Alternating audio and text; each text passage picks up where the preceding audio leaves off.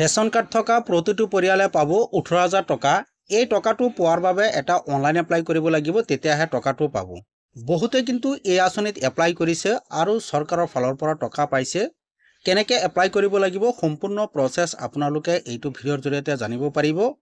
যদি ভিডিঅ'টো ভাল লাগে তেনেহ'লে লাইক এটা কৰি দিব আৰু এনেকুৱা হেল্পফুল ভিডিঅ' পোৱাৰ বাবে চেনেলটো ছাবস্ক্ৰাইব কৰি দিব। ইয়াৰ এপ্লাই কৰিবলৈ গুগল ব্ৰাউজাৰ অ'পেন কৰিব আৰু SBM লিখি চাৰ্চ কৰি দিব। এনেকৈ SBM লিখি চাৰ্চ কৰি দিব। তাৰপিছত ওপৰত যেটো লিংক দিয়া হৈ আছে স্বচ্ছ ভাৰত মিছন গ্ৰামীণ, এইটো লিংকৰ ওপৰত ক্লিক কৰি দিব। তাৰপিছত আপোনাৰ সন্মুখত এনেকৈ স্বচ্ছ ভাৰত মিছনৰ পৰ্টেলটো অ'পেন হৈ যাব।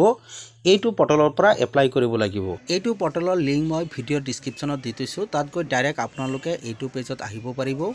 কেইদিনমান আগত বহুতে এই আঁচনিত এপ্লাই কৰিছিল, কিছুমানৰ এপ্ৰুভ হৈছে আৰু কিছুমানৰ ৰিজেক্ট হৈছে। যিসকলৰ ৰিজেক্ট হৈছিল সেইসকলে আকৌ এপ্লাই কৰিব পাৰিব। কেনেকৈ এপ্লাই কৰিব লাগিব মই দেখুৱাই দিছোঁ। স্বচ্ছ ভাৰত মিছন পৰ্টেলত অহাৰ পিছত ইয়াত চাওক 3 লাইন দিয়া হৈ আছে, 3 লাইনত ক্লিক কৰি দিব।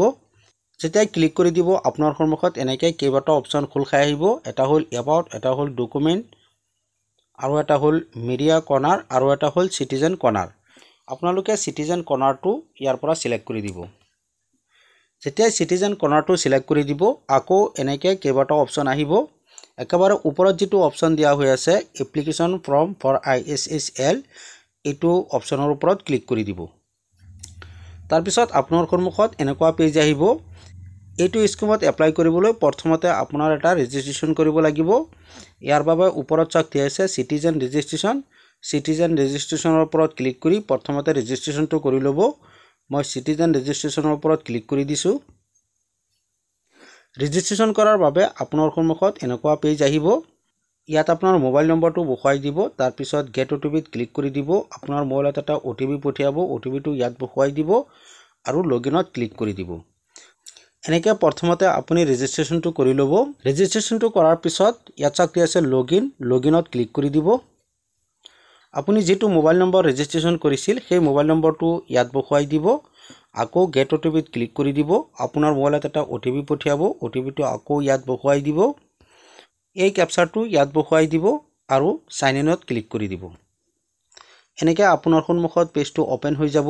ইয়াত নাম শ্ব' কৰিব, ইয়াত মোবাইল নম্বৰ আৰু তলত এনেকৈ এড্ৰেছ শ্ব' কৰিব। আপুনি ৰেজিষ্ট্ৰেশ্যন কৰাৰ সময়ত যিকেইটা দিছিল সকলোকেইটা ইয়াত শ্ব' কৰিব। নতুন এপ্লাই কৰাৰ বাবে ইয়াত চাওক 3 লাইন দিয়া হৈ আছে, 3 লাইনত ক্লিক কৰি দিব।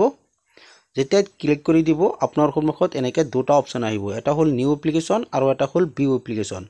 যদি আপুনি নতুন এপ্লিকেশ্যন কৰিব বিচাৰে তেনেহ'লে নিউ এপ্লিকেশ্যনত ক্লিক কৰি দিব, আৰু যদি ষ্টাটাছ চেক কৰিব বিচাৰে তেনেহ'লে তলৰটো চিলেক্ট কৰিব লাগিব। যিহেতু মই নতুন এপ্লিকেশ্যন কেনেকৈ কৰিব লাগে দেখুৱাম, সেইকাৰণে ইয়াৰ পৰা নিউ এপ্লিকেশ্যনটো চিলেক্ট কৰি দিছোঁ।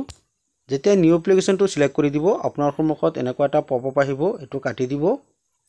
তাৰপিছত এপ্লাই কৰাৰ বাবে আপোনাৰ সন্মুখত এনেকুৱা এটা ফৰ্ম আহিব, এই ফৰ্মটো ফিল কৰিব লাগিব। প্ৰথমতে ইয়াত ষ্টেটৰ নামটো আহি যাব। তাৰপিছত ডিষ্ট্ৰিক্ট, চিলেক্ট ডিষ্ট্ৰিক্টত ক্লিক কৰি দিব আৰু ইয়াৰ পৰা আপোনাৰ ডিষ্ট্ৰিক্টটো চিলেক্ট কৰি দিব।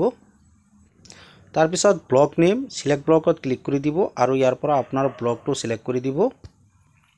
তাৰপিছত পঞ্চায়ত নেম, চিলেক্ট পঞ্চায়তত ক্লিক কৰি ইয়াৰ পৰা আপোনাৰ পঞ্চায়তটো চিলেক্ট কৰি দিব। তাৰপিছত ভিলেজ, চিলেক্ট ভিলেজত ক্লিক কৰি দিব আৰু ইয়াৰ পৰা আপোনাৰ ভিলেজটো চিলেক্ট কৰি দিব। তাৰপিছত হেবিটেশ্যন নেম, চিলেক্টত ক্লিক কৰি দিব আৰু ইয়াৰ পৰা চিলেক্ট কৰি দিব।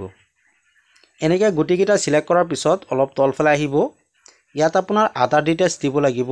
ইয়াত চাওক দিয়া হৈছে name of the applicant as per Aadhaar card. Aadhaar কাৰ্ডত যেনেকৈ নাম আছে আপুনি চেম নামটো বহুৱাই দিব। তাৰপিছত তলত চাওক দিয়া আছে আধাৰ নং, ইয়াত আপোনাৰ আধাৰ কাৰ্ড নম্বৰটো বহুৱাব লাগিব। ইয়াত নাম আৰু আধাৰ কাৰ্ড নম্বৰ বহুৱাৰ পিছত এইটো বক্সত টিক চিন লগাই দিব আৰু ভেৰিফাই আধাৰত ক্লিক কৰি দিব। যেতিয়াই ভেৰিফাই আধাৰত ক্লিক কৰি দিব আপোনাৰ আধাৰ কাৰ্ড ভেৰিফাই হৈ যাব। অলপ তলফালে আহিব। ইয়াত আপোনাৰ ফাদাৰ্ছৰ নেম বা হাজবেণ্ডৰ নাম দিব লাগিব। তাৰপিছত জেণ্ডাৰ, চিলেক্টত ক্লিক কৰি ইয়াৰ পৰা জেণ্ডাৰটো চিলেক্ট কৰি দিব। তাৰপিছত কেটাগৰী, চিলেক্টত ক্লিক কৰি দিব আৰু ইয়াৰ পৰা APL BPLটো চিলেক্ট কৰি দিব।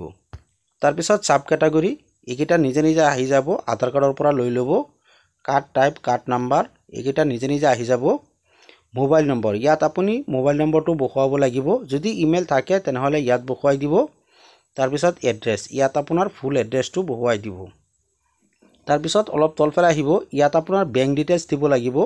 প্ৰথমতে হ'ল IFC কোড ইয়াত বেংকৰ IFC কোডটো বহুৱাব লাগিব যদি আপুনি IFC কোডটো নাজানে তেনেহলে নাও ইউৰ IFC কোড ইয়াত ক্লিক কৰি আপুনি IFC কোডটো বিচাৰিব পাৰে ওপৰত IFC কোড দিয়াৰ পিছত ইয়াত থিম অফ দা বেংকৰ নাম ব্ৰাঞ্চৰ নাম এগিটা আহি যাব বেংকৰ এড্ৰেছ এগিটা আহি যাব আপোনাৰ ফিল কৰিব নালাগে বেংক ষ্টেট বেংক ডিস্ট্ৰিক্ট এগিটা আহি যাব একাউণ্ট নম্বৰ ইয়াত আপোনাৰ একাউণ্ট নম্বৰটো দিব লাগিব কনফাৰ্মৰ বাবে আকৌ ইয়াত একাউণ্ট নম্বৰটো বহুৱাই দিব আৰু বেংকৰ পাছবুকটো স্ক্যানিং কৰি বা মোবাইলৰ ফটো উঠাই ইয়াত আপলোড কৰিব লাগিব সুইচ ফাইলত ক্লিক কৰি আপলোড কৰি দিব এনেকৈ গোটেই ফৰ্মটো ফিল কৰাৰ পিছত তলত চাক দি আছে এপ্লাইত ক্লিক কৰি দিব যেতিয়া এপ্লাইত ক্লিক কৰি দিব আপোনাৰ এপ্লিকেশন কমপ্লিট হৈ যাব কেইদিনমান ওয়েট কৰিব লাগিব গাঁও পঞ্চায়তৰ জৰিয়তে আপোনাৰ এপ্লিকেশন ভেৰিফিকেশন কৰিব ভেৰিফিকেশন হোৱাৰ পিছত আপুনি চৰকাৰী টয়লেট বনোৱাৰ বাবে 18000 টকা পাব